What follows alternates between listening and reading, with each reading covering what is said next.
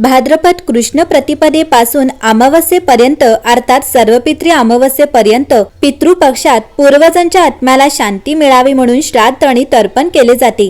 यावर्षी 8 ते 21 सप्टेंबर हा पितृपक्षाचा कालावधी असणार आहे, परंतु एकाच पंधरवड्यात 2 ग्रहण असल्याने श्राद्ध विधीवर त्याचा परिणाम होणार का, ते दिवस निषिद्ध ठरणार का, ग्रहण काळाचा भारतात परिणाम होणार का याबद्दल जाणून घेऊ। भाद्रपद कृष्ण प्रतिपदेपासून सुरू होणारा पितृपक्ष याच महिन्याच्या अमावस्येला संपतो।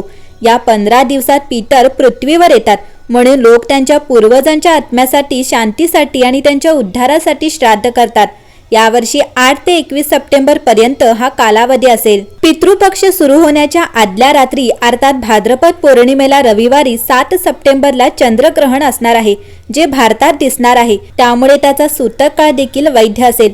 चंद्रग्रहण 7 सप्टेंबर 2025 रोजी रात्री 9:58 सुरू होईल आणि पौर्णिमा तिथी रात्री 11:38 संपेल।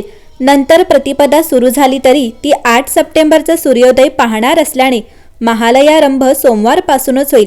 दिनदर्शिकेत म्हटल्यानुसार पौर्णिमेचे महालय 11, 14, 15, 18, 21 यापैकी कोणत्याही दिवशी करावे। यानंतर 21 सप्टेंबर रोजी होणारे सूर्यग्रहण भारतात दिसणार नाही, त्यामुळे या ग्रहणाचा सूतक काळ देखील विचारात घेतला जाणार नाही।